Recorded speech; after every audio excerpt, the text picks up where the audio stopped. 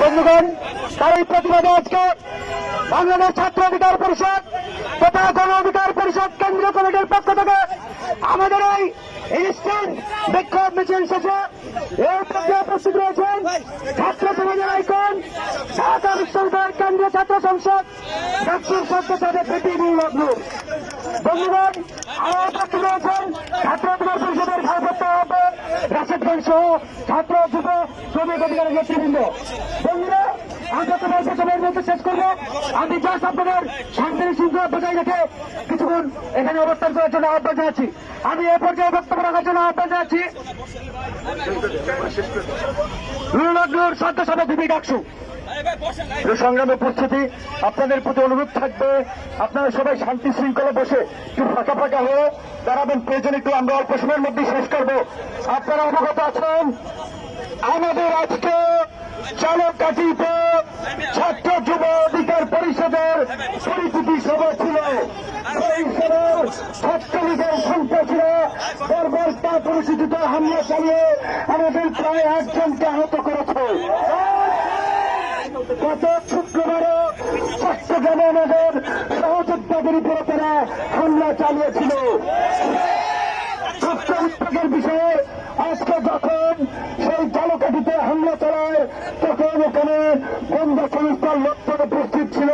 তাদের উপস্থিতিতে আমার ভাইদের উপরে হামলা চালানো হয়েছে। আল্লাহর কসম কেটে বলছি, আমার ভাইদেরকে যদি অন্যায়ভাবে হামলা করা হয়, নির্যাতন করা হয়, এই জবাব আমাদের শরীরে রক্ত দেবে। সংগ্রামী প্রস্তুতি ৭১ মুক্তিযুদ্ধের সময় যদি ৩০ লক্ষ মানুষ তাদের জীবন না দিত তাহলে হয়তো আজকে আমরা স্বাধীন বাংলাদেশ পেতাম না। আন্দোলনে যদি সালাম শহীদ চোদ্দার বরকতুরা রক্ত না দিত, তারা যদি ত্যাগ স্বীকার না করত তাহলে হয়তো আমরা বাংলা ভাষা পেতাম না।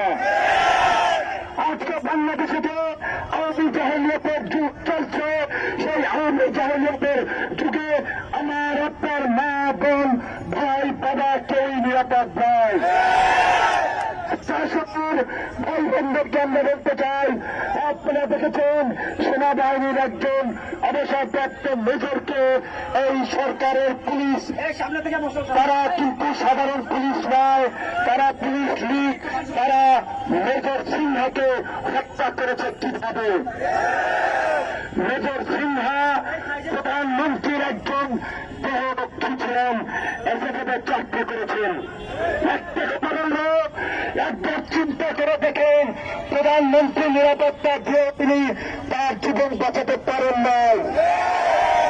আপনারা আজকে এই অবৈধ সরকারকে ক্ষমতায় রাখার জন্য মানুষের উপরে যে দমন পীড়ন, নির্যাতন, নিপীড়ন, লাঠিচার্জ চালাচ্ছেন, আপনাদেরকে ইতিহাস ক্ষমা করবে না। আমরা প্রশাসনের ভাই বোনদেরকে বলতে চাই, আপনারা জনগণের কাতারে এসে দাঁড়ান। আপনারা কি চোখের সামনে দেখতে পাচ্ছেন না একজন সিনিয়র এসপিকে, যদি মানসিক ভারসাম্যহীন ছিলেন তিনি, তাকে কিভাবে পিটিয়ে মেরেছে? এই সরকার কি পুলিশকে নিরাপদ করতে পেরেছে? পারেনি। আজকে পুলিশের উপরে জনগণের কিন্তু প্রচন্ড ক্ষোভ রয়েছে। কেন পুলিশের উপরে ক্ষোভ থাকবে? কারণ পুলিশ তো কারো জায়গা জমি নিয়ে বিরোধ নয় পুলিশের সাথে, কারণ তারা সরকারের হুকুম তামিল করতে গিয়ে জনবিরোধী যে অবস্থান নিয়েছে তার কারণে পুলিশ তাদের জনগণ ক্ষুব্ধ হচ্ছে। বন্ধুগণ, আপনারা যদি আমাদের সংগ্রামে উপস্থিত হয়ে থাকেন, আমাদের সাথে যারা এসেছেন, একজন আরেকজনের প্রতি আপনাকে স্পেসিফিক দাঁড়াবেন, গরমের মধ্যে গাড়ি শেষ দেবেন না। অল্প সময়ের জন্য শেষ করে প্লিজ একটু কথা স্পেস নিয়ে দাঁড়ান। আপনারা দেখেছেন এই বর্তমানের ভোটারবিহীন সরকার বাংলাদেশকে আজকে একটি বিচারহীনতার সংস্কৃতির কারণে কোন জায়গায় নিয়ে গিয়ে দাঁড়িয়েছে। আজকে জনগণ নিজের হাতে আইন তুলে নিচ্ছে, কারণ জনগণ দেখতে পাচ্ছে এই সরকারের আমলে কোন সঠিক বিচার ব্যবস্থা নাই। তারা আজকে ভুক্তভোগী হয়ে পুলিশ কিংবা আইন শৃঙ্খলা বাহিনীর কাছে যাবে। পুলিশ সহ আইন শৃঙ্খলা বাহিনীকে সরকার ছাত্রলীগ যুবলীগের মতো একটি দলীয় বাহিনীতে পরিণত করেছে। আজকে দেশপ্রেমিক বিবেকবান প্রশাসনের ভাই বোনদেরকে বলবো, আমরা জানি আপনারা সরকারি চাকরি করেন, কিন্তু আপনারা জনস্বার্থের বাইরে গিয়ে কাজ করবেন না। আপনাদেরকে পাঠিয়েছে লাঠিচার্জ করতে, গুলি করতে, আপনারা জনগণের কাতারে এসে দাঁড়িয়ে যান।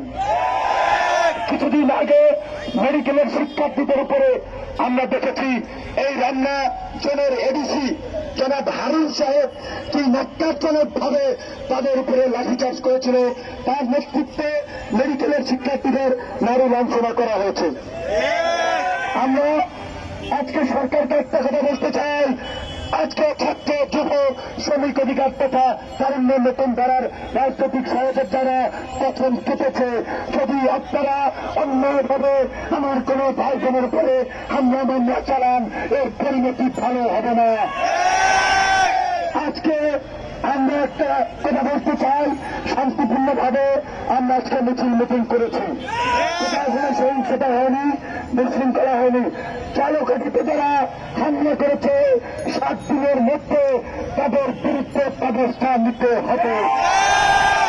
যদি 7 দিনের মধ্যে ব্যবস্থা না নেন, তাহলে আজকে আমি সারা বাংলাদেশের যারা ছাত্র যুব শ্রমিক অধিকার পরিষদকে ভালোবাসেন, তারুণ্যের যারা রাজনীতিকে ভালোবাসেন, আমি আপনাদেরকে বলছি আগামী শুক্রবার ঢাকায় লং মার্চ করবো আমরা। যদি আমাদের সহযোদ্ধাদের হামলার বিচার না করা হয়, আগামী শুক্রবার আমরা স্বরাষ্ট্র মন্ত্রণালয় ঘেরাও করব। আমরা দেখতে চাই এই সরকার কি করে। তারা আমাদের এত অনিশ্চয়তার মধ্যেও আমরা আইনের প্রতি আশ্রয় রাখতে চাই, শ্রদ্ধা রাখতে চাই, সরকারকে সুযোগ দিতে চাই। চালকাঠির হামলার যদি বিচার না করা হয়, আবারও আমার মেসেজ আপনাদের কাছে আমি দিয়ে গেলাম, আগামী শুক্রবার সে যেখানেই থাকেন টাইম প্লেস পরে চালানো হবে। আগামী শুক্রবারের মধ্যে যদি দেখেন হামলাকারী কারো বিরুদ্ধে ব্যবস্থা নেওয়া হয়েছে, তাহলে আমাদের প্রোগ্রাম হবে না। অন্যথায় ঝড় বৃষ্টি ঘূর্ণিঝড় জলোচ্ছ্বাস যাই হোক, আমাদের ঢাকায় মহা সমাবেশ হবে। এবং একই সাথে ছাত্রলীগ যুবলীগ আওয়ামী লীগের ভাই বোনদেরকে অনুরোধ করতে চাই, আপনারাও কোনো মা বাবার সন্তান, আমাদের সাথে তো আপনাদের জায়গা জমিন ব্যক্তিগত কোনো বিরোধ নেই। আপনারা কেন আজকে আমার ভাইদেরকে রক্তাক্ত করছেন, কেন যেখানে সেখানে মারধর করছেন? আপনারা কি আজীবন ক্ষমতায় থাকবেন ভেবেছেন? আপনারা দেখেছেন না এক সময়ের ক্ষমতাসীনদের আজকের কি পরিণতি, কি ভয়াবহ, কি নিষ্ঠুর পরিণতি। কেউ বসে থাকতে পারছে না, কেউ কারাগারে ঢুকে ঢুকে মরছে। কাজে আপনাদেরকেও কিন্তু ক্ষমতা থেকে যেতে হবে। এবং আপনাদেরকে বলছি, এই সরকার যে জনপীড়ন, নির্যাতন, নিপীড়ন, জুলুম চালিয়েছে, তাদের পতন খুব ঘনিয়ে এসেছে। সুতরাং ছাত্রলীগ যুবলীগ আওয়ামী লীগের ভাই বোনদেরকে বলবো, আপনারাও জনগণের কাতারে এসে দাঁড়ান। আপনাদের সাথে আমাদের বিরোধ নাই, শান্তিপূর্ণভাবে প্রত্যেকেরই রাজনৈতিক সভা সমাবেশ মিছিল মিটিং করার অধিকার রয়েছে। আমরা চাই না এই দেশে কোনো সহিংসতা তৈরি হোক, রাজনৈতিক